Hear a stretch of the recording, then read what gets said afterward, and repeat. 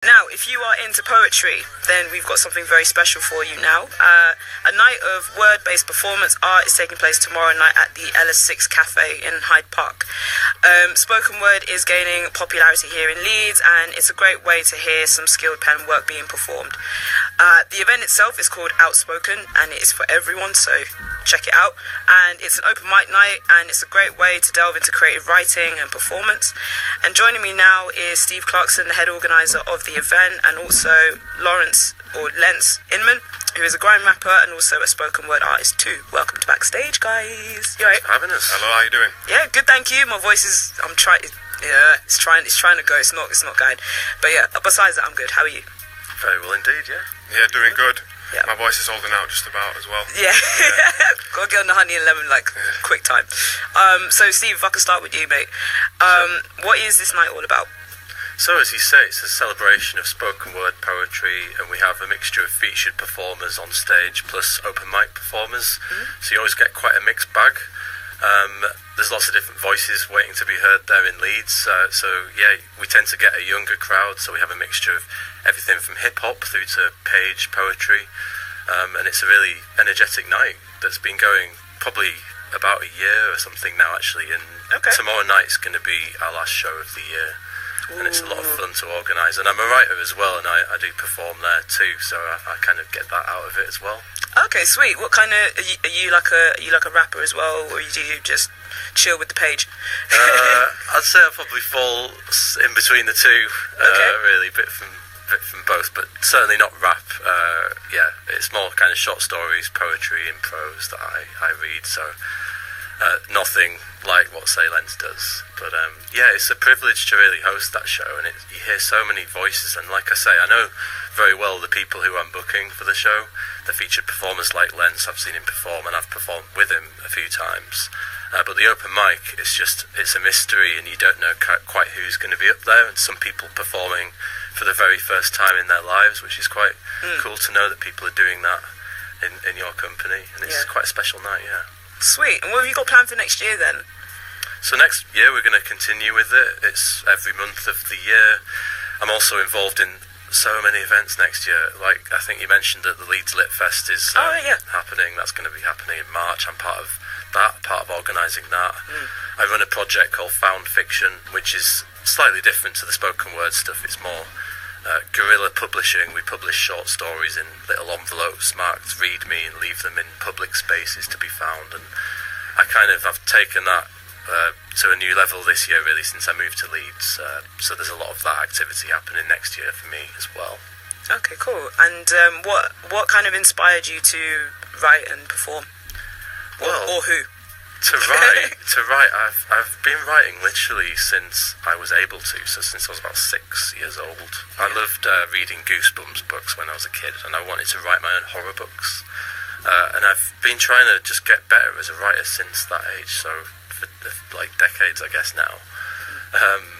And yeah, since I moved to Leeds, there's just been so many people who I've met, just new people I've collaborated with, both in the digital media world and in spoken word poetry, and it's just been a really thriving environment and a really creative community that's growing to such a level now in Leeds.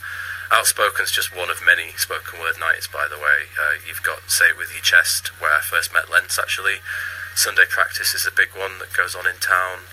There's probably a dozen regular spoken word nights in Leeds, and it's just a real privilege to be part of that, genuinely. Awesome. Now, Lence, I'm right to call you Lence. Yeah, that's the one. Cool, yeah. Okay. So what's it like for you as a young rapper to have such a platform?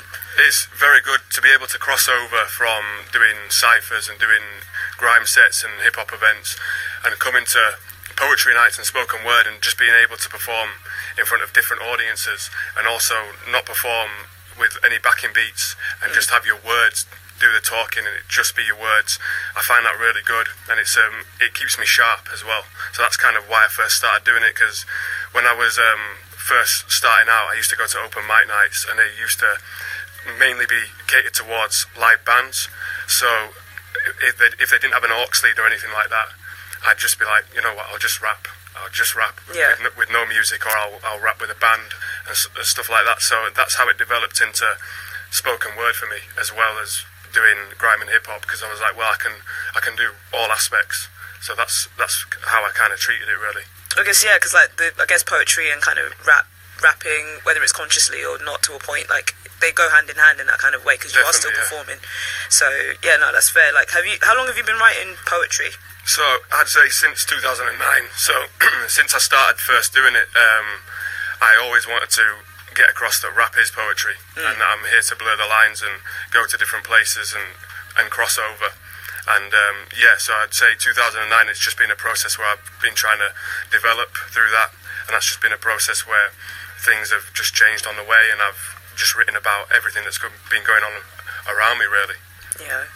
And like everyone has their own unique way of writing as well, so what would you say is like your process is like, Lence? Right, so I think something has to happen to you. You have to have an experience, and you have to kind of make sense of it. And so I go off and I think about something that may have happened in the past, or something that's happened, or a feeling that I've got in the day, and then I make sense of it. And sometimes a beat will bring out that feeling more, so because it'll like marry up, it'll match it more when you hear a beat. And so if I'm writing to a beat, I'll kind of get a vibe like that, and I'll start writing and have a particular vision or direction that I want to take it in. And then from there, I think the good thing with the writing process is that it opens it up from, I can make it for a record, but I can also then take it and just do it without the beat behind it and get that message across in a different way as well. Yeah. Would you say that's the same for you as well? I'd go with that, definitely. I think there's no art without suffering, right? So I think that's a big part. If you've been through something, I think it's quite a beautiful thing to be able to like write that down and to reach out to someone else who's been through it as well. It doesn't have to be anything major. It could be something relatively insignificant that's quite important to you. And for me, I just kind of take a notepad around. I keep it pen and paper, because you never know when inspiration is going to happen. You can't arrange for it to happen. It'd be very convenient if it was to happen on a Saturday or a Sunday, for example. But you're just kind of at work and you feel inspired by something, and I just kind of get the notepad out, write the line down, and then come back to it later, and it kind of builds steadily over a period of weeks, usually, depending on what the project is. I think like just having a pen and paper and writing it down, it makes it feel more real and more personal than writing it on your phone, I guess, because like you text, you're on Instagram, you're on Facebook or whatever else on your phone, but like actually taking the time to actually write it down, it seems more honest. It's a bit, but I think ultimately it does end up like on the Word doc or something. Yeah. But like it's so easy to just, when you're writing on Word, to just delete a whole paragraph and start again if you're not happy with it. Whereas if you've kind of written it, made effort to write every single word, then it forces you to kind of develop something on the page, and I think that's a better approach for me creatively, definitely. And where would you both like to see Outspoken go, as well as you two individually? Where do you see the growth? So I'll say something about Outspoken. Yeah, we're just wanting to grow it as a night. I mean, we're in the top room of LS6 bar, so it can get quite cosy, let's say, up there when there's maybe 70, 80 people in the room. So, but ultimately, we want to keep growing that audience. There's a growing audience for that in Leeds. We just kind of, by keeping on as we're going on, just booking quality acts like Lence tomorrow night, celebrating the diversity of voices in Leeds, really. And I'll still be hosting it every month next year. So that's personally how I see Outspoken going,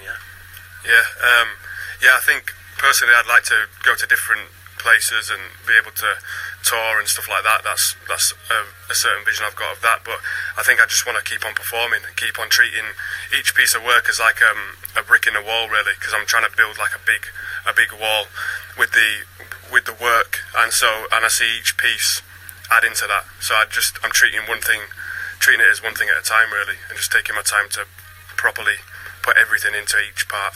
And it must be hard as well, like juggling a career, as well as like trying to pursue music as well, like how you are, Lence. So, what's that like, and does that kind of affect your writing as well?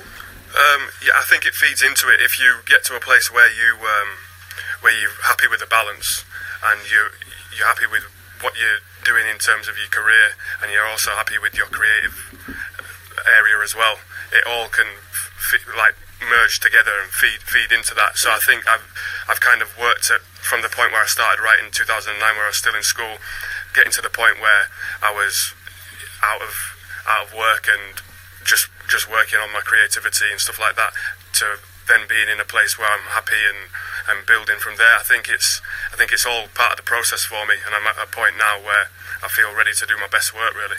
Sweet. Now, would it be alright if we heard a little bit of spoken word from you by any chance, Lence? That's going to be good, yeah. So, sweet. It's like they stole from the surface and slept on the grassroots, overlooked the promise that was dressed in a tracksuit. Here to be the change if the universe will let it, cause this is creativity on universal credit. We need to shape up, face up, wake up. But when we wake up, we're straight onto Facebook, telling everybody where we went, what we saw, what we ate, what we wore, what we hate, what we bought.